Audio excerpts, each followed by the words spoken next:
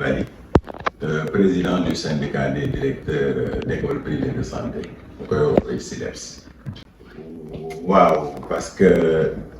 dañu seetlu ni yàggul dara dañ dégg ci presse bi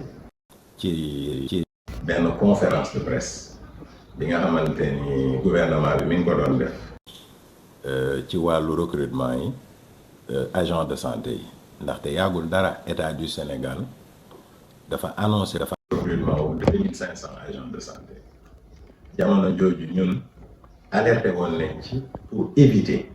que recrutement yi mu nekk recrutement yoo xam ne du jaar yoon maanaam recrutement yu discriminatoire ndax fonction publique suy recruter sénégalais yépp ñoo ci yem te dañu déggoon ni que ministère de la santé dafa bëggoon utiliser recrutement yooyu pour def ko ay régularisation contractuelle te loolu su amee dafay nekk recrutement yoo xamante ni dañ ciy génne ñi nga xamante ni ñoom ñooy vrai ayant droit yi waaw looloo tax ñun ñuy woote pour artu ci ndaxte dañu seetlu ni que suñu sous-secteur muy formation agent de santé yi depuis 2014 dañu am crise bu doy waar crise boo xamante ni mi ngi menacé avenir de milliers et de milliers d'étudiants yoo xam ne dañuy jàng fi ñu nar jànge am seen diplôme war dem liggéey ji ba pare am ay mécanismes yoo xam ne day taxaw seen kanam ba du ñu mun liggéey te mécanismes yooyu c'est des mécanismes yoo xam ne c'est hors cadre réglementaire waaw parce que bindoon nañ fi communiqué di alerte bu ñu doon def ça portait sur le recrutement bu ministère de la santé doon def jamono jooju sur 200 sages-femmes recrutement yooyu dañu seetlu ni que jalgati yoon yu ci am dafa xaw bari bu ci njëkk moom mooy que ni le principe de légalité par rapport à l'accès à la fonction publique respecté wuñ ko ndax ñun constitution moo ñu may ñun initiative privée ñuy jàngale ñu tijji ay écoles yoo xamante ni écoles yi dañ ko tijji topp yoon lépp mu ñu wax moom la ñu topp ba tijji écoles yi am autorisation yëpp ñu war a am di jàngale ay jeunes sénégalais yooyu di am diplôme di am jafe-jafe pour dugg ci fonction publique ak pour liggéey ci structure de santé wu système bi. Le problème n'est pas personnel. Le problème, il est d'ordre institutionnel. Ouais, c'est une crise. Le ministère de la Santé moom moo nekk à l'origine de cette crise ndax xam nga en droit administratif dafa am lu ñuy wax que la compétence est d'attribution stricte moom mooy lan moom mooy maanaam ministères yi ak autorités yi en matière d'administration kenn warul def lu la yoon santul ministère de la santé dafa am loo xam ni moom la ko yoon sant à travers benn décret bu ñuy wax décret portant attribution du ministre de la santé kenn mësu ko sant moom mu jàngale kenn mësu ko sant moom muy def ay examen kenn mësu ko sant moom muy joxe ay diplôme kenn mësu ko sant moom muy recruter te yooyu yëpp mi ngi koy def te yoon mayu ko mu def ko loolu moom mooy fondamentalement le problème te loolu man sama jëmm bopp yàgg naa ci artu lu tax ma ci artu ndax dañu seetlu ni que ci système national de santé bi am na ay syndicalistes mais syndicalistes yu fa nekk ñoom ils jouent leur rôle moom mooy que ni ñoom dañuy défendre employé wu système de santé bi ñuy liggéey ci système bi waaye diplômé yi nga xam ni ñoom dañu am diplôme kan moo leen di défendre amuñu ku leen défendre ndax syndicalistes yooyu lu ñuy wax nañu yokk suñu salaire nañu pousse âge de retraite ay indemnité ay yooyu noonu la ñuy kaas waaye ñi nga xam ni ñoom dañoo am diplôme toog buggu liggéey mënuñu nekk ci situation statu quo ndax mbir mi depuis 2014 la ça fait plus de 10 ans. waaw xam nga dafa chevaucher entre deux régimes l'ancien régime mbir mi avancé woon na bu baax ñun l'ancienne ministre de la santé muy Marie Khemesse ñun toogoon nañu ñu waxtaan ak moom ba mu ne moom day topp yoon moom mooy maanaam lépp nga xamante ni wàllu jàng la rawatina jàng bu kawe bi enseignement supérieur moom da ciy génne loxoom ba mu set wicc waaye orientation boobu mu waxoon bi régime bi changé dañu delluwaat case départ président de la république ci boppam bu régime bu passé bi muy président Macky Sall commandité woon na ay audit yooyu def nañ ko te audit yooyu c'était suite ay incident yu amoon ci structure de santé affaire Louga bi par exemple audit yooyu bi ñu ko defee gisoon nañu que ni peut-être formation bi am na ay jafe-jafe ci wàllu santé ñu commandité audit yooyu pour xool lan mooy problème bi mais rapport d'audit bi pare na yàgg na jébbal nañ ko kuñ ko naroon jébbal waaye rapport d'audit bi recommandation yu nekk ci biir ba léegi ça tarde à être mis en œuvre wax nañ ci ba sonn wax nañu fépp yàggul dara tamit def naa man conférence de presse boobu ci lii laa doon wax mosuma wax lu dul dëgg mosuma wax lu dul lu yoon wax te léegi nag nit yi dem nañu sax ba dañuy ragal ndax lu tax ki nga xamante ni moom day exercer liberté d'expression pour alerter pour wax léegi sax dañuy ragal ñu jël wax yooyu pour criminaliser leen ndax man j'ai fait l'objet d'une poursuite par le ministre de la santé yàggul dara. waaw c'était comme nu mu la ko waxee suite à benn conférence de presse bu ñu defoon pour artu ci mbir yi may wax ni mbiru yi nga xamante ni ministre de la santé day joxe ay diplôme te warul joxe diplôme yoon mayu ko fenn mu joxe diplôme ministère de la santé day organiser ay examen te yoon mayu ko ci ay attribution muy organiser ay examen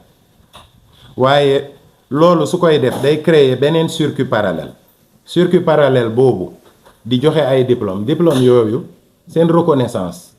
à l'international ak seen reconnaissance même au niveau de la fonction publique mun nañ ko remettre en question waaw donc ki nga xamante ni décret relatif aux attributions du ministère lan la ko wax moom mooy da ngay saytu nu ñuy liggéeyee agent de santé yi maanaam yow yaa chargé wu ci préparation ak application des dispositions yi nga xamante ni ñoom ñooy réguler l'exercice des professions loolu du joxe diplôme loolu du jàngale loolu moom mooy lan da ngay def comme ñu def médecin yi ñoom dañu am loi boo xam ni c'est sur l'exercice de la médecine et l'ordre des médecins mu am ñaari décret soo demee ci wàllu pharmacie ñoom tamit dañu am des dispositions pour réguler l'exercice des professions mais réguler ne veut pas dire donner des diplômes. Instant bii nii d'abord ci wàllu recrutement yi nga xamante ni ñu ngi ko bëgg def comme régularisation contractuelle wax naa leen fi que ni suñuy jël même ay contractuels ministre de la fonction publique muy Olivier Boucal moom ci jëmu boppam lors d'un entretien toog na fii avec agence APS mu wax lu leer mu ne que ñoom seen jafe-jafe yu ñu am ci fonction publique moom mooy maîtrise effectif u fonctionnaire yi te loolu lu ko indi moom mooy que ni yeneen autorités yi ak yeneen département ministériels yi dañuy def ay contractualisation di recruter te ñoom amuñu prérogative bu recruter dañu bëgg que recrutement yi muy jaar yoon dañu bëgg que suñu dëkk suñ fiy recruter fonction publique di fi recruter mu respecter les principes de légalité et d'équité nga xam ni sénégalais yépp a ciy yem ndax soo jëlee loi 61-33 bi nga xam ni moom moo régir fonctionnaire u Sénégal bi yépp lu mu wax ñaari voie de recrutement kese ñoo am voie de concours wala sur titre ministère de la santé nag suy recruter moom ay recrutement suñu étudiants yi nga xam ni ñoom ñoo am diplôme yi remplir les conditions de reconnaissance du da leen génne te warul am sañ-sañu génne ñooñu ñaareel bi moom mooy recrutement yooyu mu def mooy contractuel yi syndicalistes yi bi ñu kaasee pour ñu régulariser seen situation ndax ñoom tamit contractuel yooyu dañuy continuer rek di nekk ay contractuel à vie quoi pour ñu régulariser leen fonction publique warul nekk lu systématique ku bugg ñu régulariser la da nga war yem ak sénégalais yépp ñu tijji des recrutements transparents sénégalais yépp bugg dem fonction publique ñu defal leen concours ñoom ñëpp ñu déposer fi ñu war déposer ñu defal leen concours ñoom ñëpp ba nga xamante ni recrutement yi day jaar yoon avec transparence te loolu defe naa ni c'est même pas une demande ndax yoon loolu la wax impératif la dañ ko war def looloo tax ñun dañuy lancer appel aux autorités yi nga xam ni ñoom ñoo yor en charge mbir moomu mbiru recrutement bi principalement muy le ministre de la fonction publique muy Olivier Boucal dañ koy lancer appel ndax dynamique bi ñu ko gisoon mu nekk dynamique de gestion transparente la de la fonction publique mu bañ génn ci dynamique boobu ndax lii su amee politique da ciy rax ba nga xam ni ayant droit yi dañ leen ni seppi sànni fële te loolu warul am ñun nag suñuy wax dafa fekk dañu am sañ-sañ pour wax triplement parce que ñun ñoo war défendre les diplômés parce que ñun ñoo war favoriser l'insertion ñun ci këyit yu ñuy saytoo soo demee ci référentiel assurance qualité bu ANAQ-Sup dafa am champ boo xam ni champ d'évaluation boo xam ni étudiant la tudd mu am standard boo xam ni insertion la tudd mun nañu ñu sant nag ñun ñu jàngale saytu insertion ñu gis ay blocage ci insertion te duñ ci wax dañ ciy wax waaw malgré nag il y a eu des exactions man qui m'ont coûté personnellement quelques jours de prison ak beaucoup de peine mais yooyu yëpp day gën dëgëral suñu taxawaay ndax suñu taxawaay du lenn lu dul défendre les droits subjectifs de nos établissements et de nos étudiants parce que sénégalais bi jàngee fii dara gënul nekk yoon mooy su paree jàng am diplôme am système bi soxla ko mu mun déposer fonction publique ñu recruter ko waaw gabonais yii di jàngee fii suñu dëkk am suñu diplôme yi dañuy dem seen dëkk liggéey congolais yii di jàngee fii dañuy pare fii dem seen dëkk liggéey pourquoi pas sénégalais bi moom miy jàngee fii warul mun liggéey ci dëkkam ministère day woote contractuel ñoom ñu dem am diplôme yu baax yi dem foofu ñu ne leen seen diplôme reconnaître uñ ko te ministère de la santé du moom mooy reconnaître diplôme encore une fois waaw. léegi est-ce que mën nga revenir un peu ci maanaam interpellation bi lan la def. interpellation diffamation ak diffusion de fausses nouvelles waaw diffamation ak diffusion de fausses nouvelles lañ ma accusé woon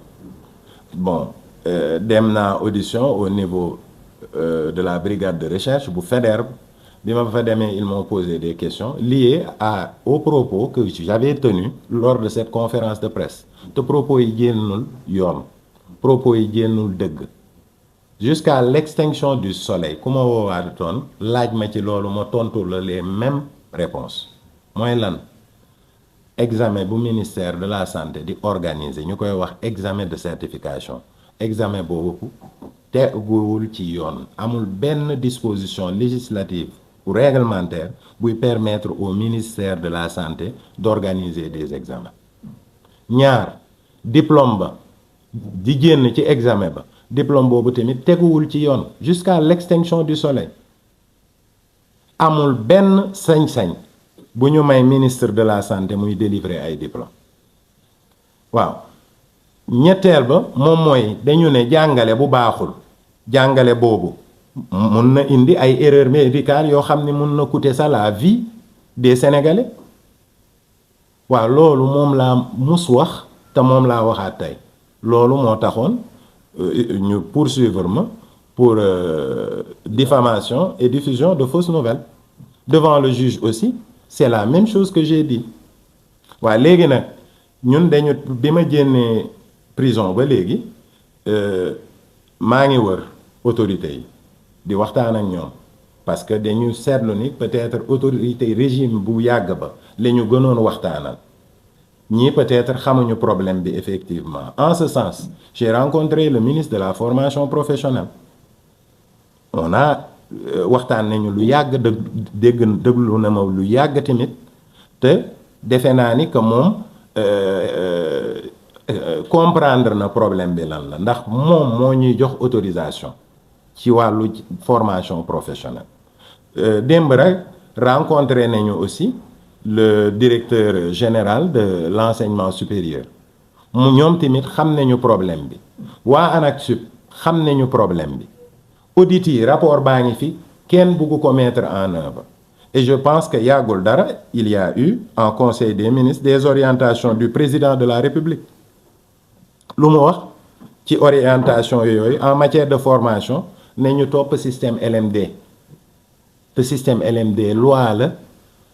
au-delà même des lois et des décrets yi nga xam ni des actes administratifs yi nga xam ni c'est interne dafa am ay convention yu Sénégal ratifié te ñun bëgg nañu jeunesse su Sénégal su jàngee mu am diplôme boo xamante ni da koy permettre mu liggéey dëkkam permettre ko mu tukki dem fu ko neex loolu la ñuy wax mobilité. def nañ ko samedi bii passé lu taxoon ñu def ko moom mooy que ni peut-être yàlla moom nattu bu mu teg am na lu tax mu teg ko waaw nattu nag du yàgg waaye mbugal moom mooy yàgg waaw. ci biir prison ba gis nañu qu'il y a des besoins en matière de santé xam nga un être humain il est sacré waaw même en détention ku ñu tëj kaso am na toujours ay droit yoo xam ni lu ci mel ni droit à la santé par exemple da ko am te foofu ci biir kaso bi malgré ambition bi nga xamante ni administration pénitentiaire am nañ ko des fois il faut que dans un élan de solidarité ñu dem jàppale suñu mbokk yu nekk foofu looloo taxoon ñun ñu jóg def une étude démographique et épidémiologique sur la population en détention xool yan jafe-jafe la ñuy am ci wàllu santé ñu choisir ay spécialités lu ci mel ni odontologie wàllu bëñ lu ci mel ni psychiatrie lu ci mel ni urologie lu ci mel ni ophtalmologie ak médecine générale ak cardiologie ñu dem foofu defal leen des consultations gratuites ak don de médicaments profiter nañ ci aussi pour may leen ay kit d'hygiène ay saag la yoo xam ne day am li ngay soxla pour brossage pour brosser sa dent ak pour sangu ak ay lunettes may nañ fa pour ñi nga xam ne dañoo am ay problème vision ay lunettes may nañ fa ay lunettes et je profite de l'occasion pour remercier aussi le directeur général de la maison d'arrêt et de correction bu Rebeuss